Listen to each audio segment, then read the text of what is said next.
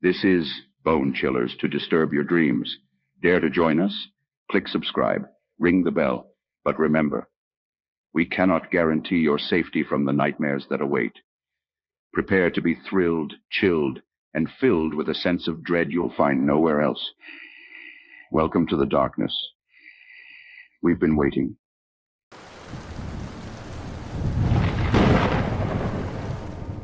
Beloved, the first time I ventured down that shadowy alley, the soft whimpering tugged at my curiosity, drawing me deeper into its embrace. The dull amber streetlight barely cut through the fog, casting an orange haze over the alleyway. Behind a grimy, green dumpster, I spotted a middle-aged man in a hoodie, kneeling on the ground. An ethereal glow emanated from his lap. Drawing closer, I realized the light source was a strange, alien lava. It was no bigger than a loaf of bread, glistening a moist green, with huge black eyes that had an unsettling yellow tint. Those eyes looked at me, full of intelligence and an emotion I couldn't place. Fear? Desperation? The man looked up, his face bathed in the soft, eerie illumination from the creature. His smile was comforting yet odd, as if hiding a terrible secret. They said it wouldn't survive on Earth, he whispered with a hint of pride, but look, it's doing fine. As he spoke, several of the creature's insectoid legs twitched, sending an icy chill racing down my spine. Out of politeness, or perhaps morbid fascination, I found myself engaging in small talk. The man introduced himself as Robert. He explained how he'd come across this extraterrestrial life in a forest clearing while hiking. The lava had been abandoned, its mother either captured or had left Earth. Without thinking, Robert had brought it to the city. For weeks, every night, my feet led me back to that dimly lit alley. I became enthralled by the alien, watching it grow inch by inch, its glow intensifying. Robert seemed to become more obsessed with the creature. Yet, over time, I noticed subtle changes in him. His speech became disjointed, his movements jerky, almost insect-like. The lava's growth wasn't the only thing changing in that alley. Walls started oozing a gelatinous substance, and the air was filled with a persistent humming. One night, I noticed Robert's hands. They were swollen, and his fingers were fused, resembling the creature's legs. "You're changing," I whispered, more to myself than to him. Robert looked at me, his eyes now a shade of yellow. "It needs a host to reach its final form," he said, voice a distorted echo of what it once was. I felt sick. The implication hit me harder than a freight train. This creature was not just growing, it was merging with Robert. Days turned into nights, and with every visit, Robert became less human. I was torn. The rational part of me screamed to notify the authorities, to bring this nightmare into the open. But another part was terrified. Would they believe me? Would they think I was a part of it? Would they lock both of us away? One evening, the alley echoed with Robert's tormented screams. Racing over, I found him convulsing, his body horribly twisted, as the lava seemed to envelop him. He was disappearing inside it. Horrified, I tried to pull the creature off him, but it was too late. In a matter of minutes, Robert was gone, and in his place stood a grotesque hybrid of man and alien. It looked at me, its eyes a mix of human and insect, full of both sorrow and hunger. My heart raced. I stumbled back, tripping over a discarded can. The creature advanced, its new-formed wings buzzing, creating a cacophony in the narrow space. But just as it lunged, a brilliant beam of light descended from the sky, enveloping the alley. The creature was lifted off its feet, struggling against an unseen force. It let out a shriek, a sound so terrifying that it haunts me to this day. I watched in stunned silence as the creature was pulled into a massive craft hovering above. As quickly as it appeared, the craft vanished into the night. Tears streamed down my face. Robert was gone, consumed by his own compassion and curiosity. The authorities found no trace of the alien encounter in that alley. The gelatinous substance had vanished, leaving only memories of the horror that transpired. But every now and then, I'd come across stories on obscure forums. Stories of sightings, of people merging with strange creatures. Robert wasn't the only one. They were out there, searching for hosts, blending into society. To this day, I walk past that alley every night, a silent vigil for Robert, and a reminder to myself. Out there, in the vastness of the universe, there are entities beyond our understanding. Some benign, others malevolent, but all are a testament to the unknown. And sometimes, a rescue might come from the least expected source, from above.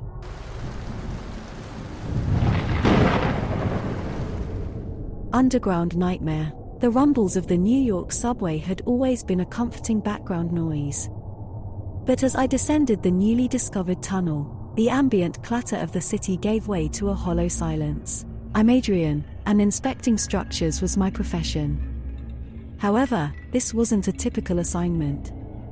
A renovation crew had come across an uncharted tunnel system, and I had been called in to ensure its safety.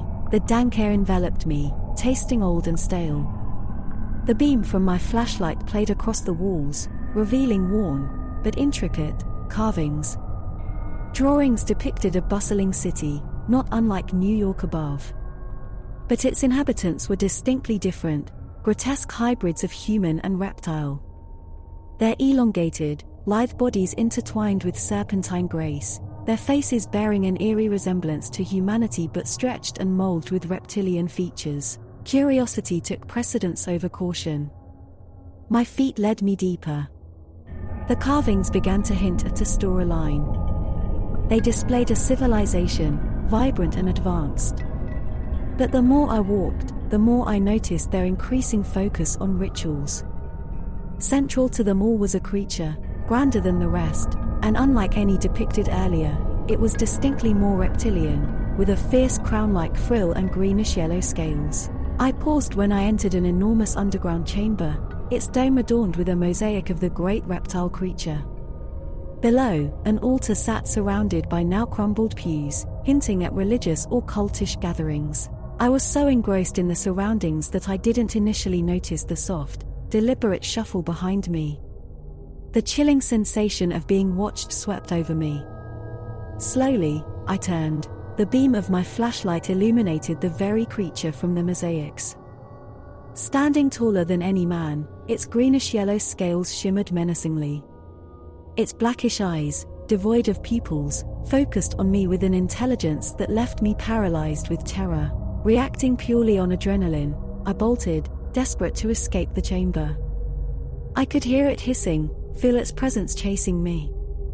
Every step I took, hoping to find the way out, only led me deeper into the nightmare. Tunnels twisted and turned, but no matter which direction I went, the creature's echoing hisses seemed to be always right behind me. As I ran, I stumbled across a room where walls were inscribed with writings in an ancient script. In the center, a stone pedestal held a single, glowing crystal. Instinctively, I grabbed it, thinking it might be of some use. Suddenly, the ground trembled. Panicking, I darted through another tunnel, the creature's presence receding slightly. An overwhelming realization hit me: the crystal seemed to ward the creature off. My hopes lifted, but navigating the maze of tunnels proved more challenging. Hours seemed like days. The air grew colder, and the weight of the underground pressed on me. Faint whispers danced at the edge of my hearing, words of caution or threat, I couldn't discern. A glimpse of something caught my eye, a map, etched into one of the walls. The map depicted the layout of the tunnels and the underground city. A path was highlighted, leading from the chamber with the crystal to the surface. Clutching the glowing stone, I traced my way, hoping this was my escape. But the reptilian creature was not easily deterred. It continued its relentless pursuit, its hisses echoing throughout the tunnels, though it dared not come too close to the crystal. Navigating by the map, I made my way upwards. Finally, I saw it, a faint beam of light from the world above. Elation filled me, but my optimism was short-lived. Between me and my escape stood several of the hybrid reptilian creatures. They were not as large as the one chasing me, but their sheer numbers made them equally menacing. The crystal's glow intensified, casting a protective barrier between me and them. Understanding dawned, the crystal wasn't just a deterrent, it held power over these creatures. I raised the crystal high, willing it to push them back.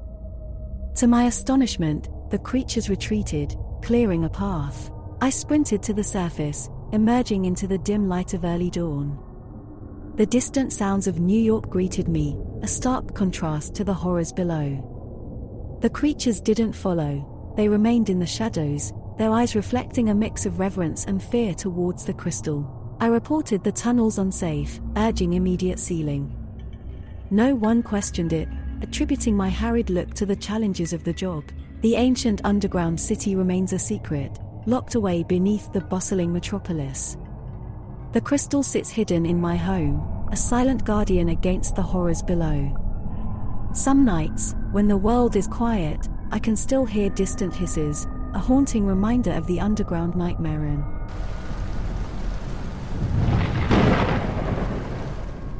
I survived the Slender Man killer.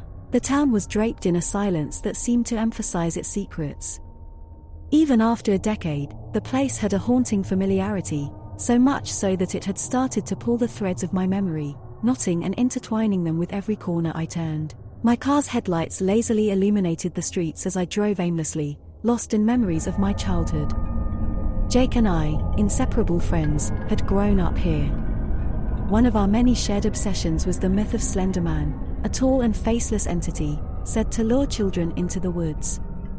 Jake had been particularly drawn to it, enough to wear that eerie Slender Man costume every Halloween.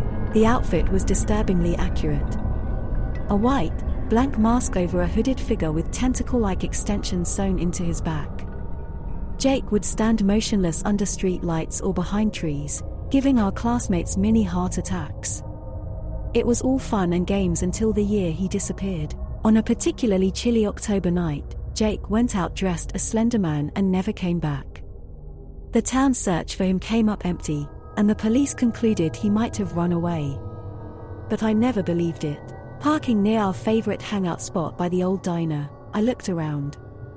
The moon hung high, painting everything with a silvery tint.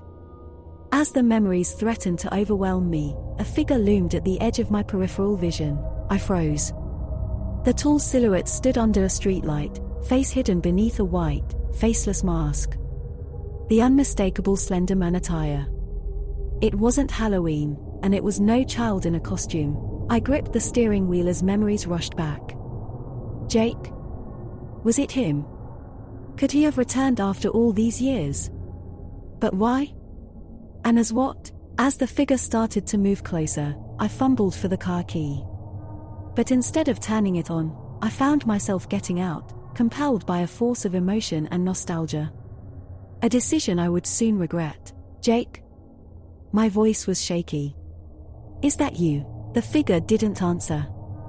Instead, it tilted its head in a disturbingly familiar way. It moved closer, its tentacle-like extensions rustling. Terror gripped me. This wasn't Jake. Not the playful, mischievous boy I once knew. This was something darker. My instincts screamed at me to run. But before I could, a hand shot out, gripping my wrist with a chilling, inhuman strength.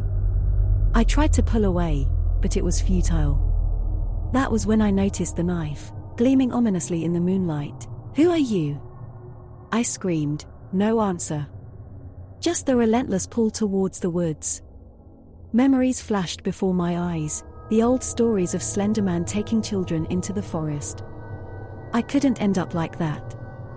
I had to think fast. Summoning up the strength I didn't know I had, I drove my heel into its foot. The figure let out a sound, not quite a scream, more like an angry hiss. It loosened its grip for just a second, giving me the opportunity to wrench my arm free. Heart pounding, I made a run for it, cutting through the alley near the diner. I could hear its footsteps close behind, echoing in the darkness. Desperation fueled my run. The woods were up ahead. If I made it there first, I could potentially hide. My local knowledge might just be my saving grace. But the ground was uneven, and I stumbled, just managing to catch myself. I risked a glance back. The figure was closer now, but it wasn't running. It moved with a terrifying grace, as if floating. Panic rose, threatening to consume me. But then I remembered something, the old treehouse Jake and I had built. It was deep within the woods and well hidden. If I could make it there. Veering sharply to the right, I dove into the dense forest, letting the thick trees shield me. The treehouse wasn't far now. I could barely see in the darkness, but my feet seemed to know the way. Moments later, I clambered up the old ladder, trying to be as silent as possible. Hiding in the shadows of the treehouse, I peered out. There it was, the slender man figure, searching, its faceless mask turning this way and that. I held my breath. The minutes felt like hours. But finally, the figure retreated, seemingly accepting defeat. Only when dawn broke did I dare descend. My car was still there, untouched. But of the slender man figure, there was no sign. Driving away from the town, I couldn't shake off the dread. The slender man myth was just that, a myth. But someone, or something, had given it life. Was it Jake? Or something more sinister wearing his memories? All I knew was that I had survived the Slender Man killer. And I wasn't ever coming back.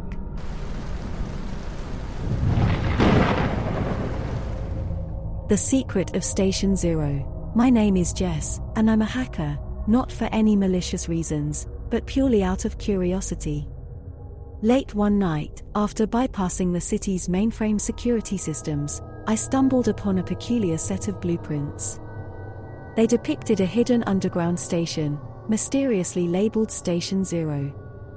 There was no mention of it in any public records or maps. This kind of enigma was irresistible to someone like me. Following the coordinates mentioned on the blueprints, I located a concealed entrance, hidden behind the dilapidated facades of old buildings downtown. The entrance looked recently sealed, but with a few jabs on my computer, the electronic lock gave away. I entered a dimly lit corridor, its lights hanging precariously from the ceiling. The lamps illuminated just enough for me to navigate. Curiously, the deeper I ventured, the older the architecture became, transitioning from modern designs to something more ancient and ornate. Each step felt like I was delving further back into the city's hidden history, centuries of secrets buried beneath its bustling streets. The atmosphere grew colder, and a lingering dread began to settle in my chest. The ambience was unsettling, but it was the silence that was most eerie. It seemed to consume all sound. Suddenly, the corridor opened up to reveal an immense underground hall. My heart thudded as I took in the chilling sight before me. Hundreds, if not thousands, of emaciated figures with ashen skin stood frozen in place, their hollow cheeks contrasting starkly with their burning red eyes. It was as if I had stumbled into an underground vault of zombies. I froze, expecting them to lunge at me. But they remained still, all their eyes transfixed on a colossal machine in the center of the hall. The generator, as per the blueprints, seemed to power the ceiling lamps that pervaded the entire station. But the once bright lights were now flickering, and the hum of the generator was faltering. A horrifying realization dawned on me. The lights weren't just for illumination, they were a containment measure. The undead were somehow paralyzed by them. And with the generator's imminent failure, the only barrier between these monsters and the city above would soon be gone. Shivers ran down my spine as the magnitude of my discovery weighed heavily on me. The fate of the entire city rested in this decaying chamber. I approached the generator cautiously, avoiding the unwavering gazes of the undead. The machine was old, likely as ancient as the hall itself. My tech-savvy instincts kicked in, and I began assessing the generator's condition. Amidst the rust and grime, a control panel blinked with a low battery warning. My backpack, always equipped for my underground escapades, contained a makeshift charger I had constructed. It was meant for emergency power boosts to my equipment, but I wondered if it could give the generator the jump-start it so desperately needed. Connecting my device to the generator's interface, I initiated a transfer of energy. The hum of the generator grew louder, and the lights brightened. The undead, however, began to stir, their eyes darting around in confusion, as if waking from a long slumber. Panicking, I disconnected my charger and watched in horror as the generator's hum stabilized and the ceiling lamps shone with renewed vigor. The undead once again became motionless statues, their crimson eyes returning to their fixated gaze on the generator. Taking a moment to catch my breath, I realized that while my charger had given the generator a temporary boost, it wasn't a permanent solution. The city needed to be informed of this lurking threat below, and a long-term solution had to be found. My journey back through the winding corridors was tense, each shadow and echo amplifying my fear. But eventually, I emerged into the night air, the entrance to Station Zero concealed once again behind me. The next days were a blur as I worked tirelessly to share my discovery. Most dismissed my warnings as an elaborate hoax. It wasn't until I provided the tangible evidence, photos, blueprints, and my recorded journey, that the city's officials began to take notice. Teams of engineers and paranormal experts descended into Station Zero. What they found corroborated my story, leading to urgent citywide efforts to upgrade and maintain the generator. Historians pieced together that these undead were remnants of a forgotten plague, trapped and contained by the city's founders using then groundbreaking technology. To this day, Station Zero remains under strict supervision. There's a new respect for the secrets the city holds beneath its streets, and a new appreciation for the lights that keep the darkness at bay. As for me, my hacking days have taken a backseat. My experience at Station Zero was a stark reminder that some secrets, especially those concealed in shadows, are best left undiscovered.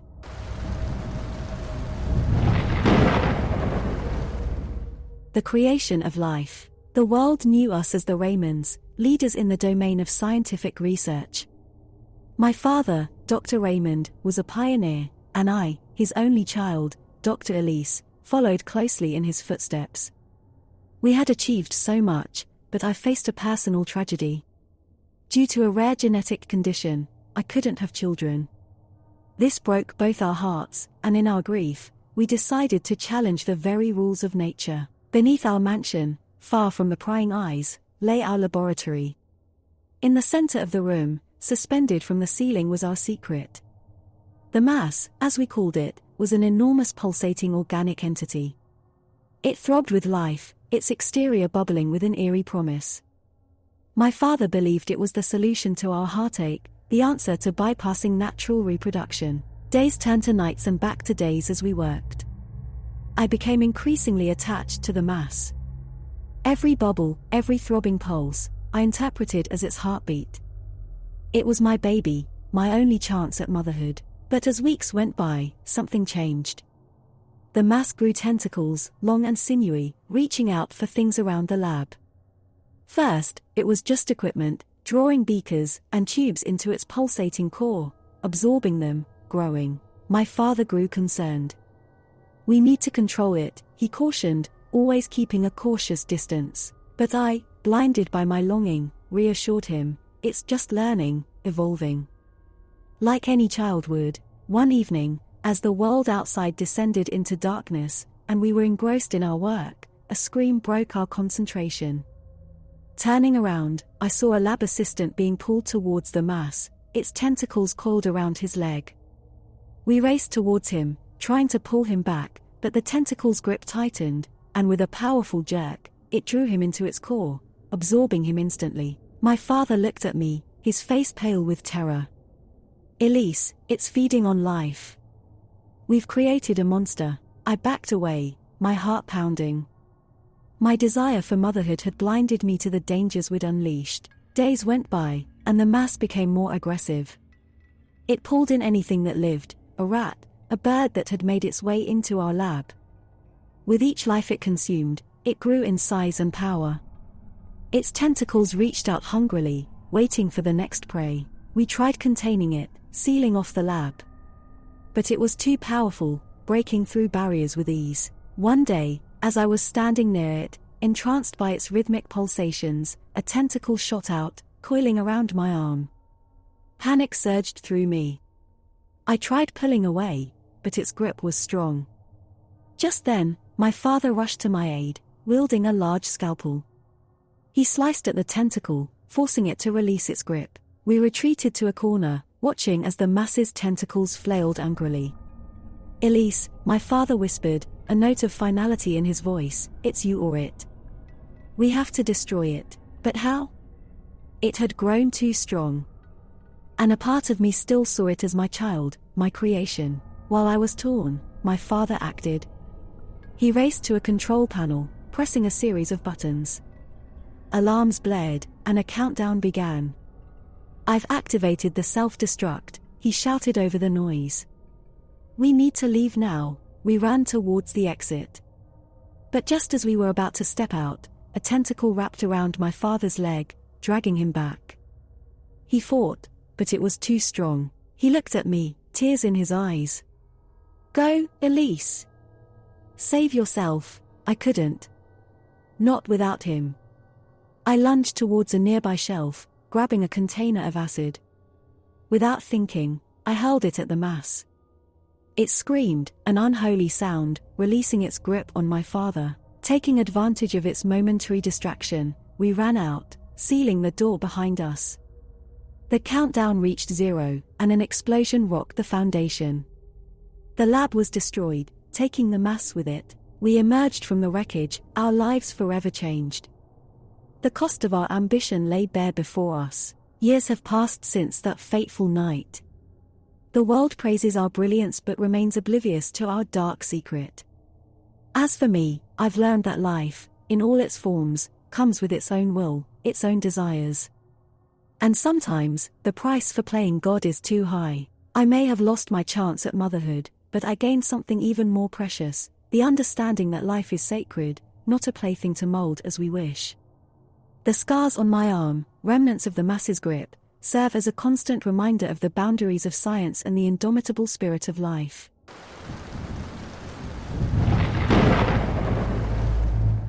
Thank you for watching, and remember the darkness awaits.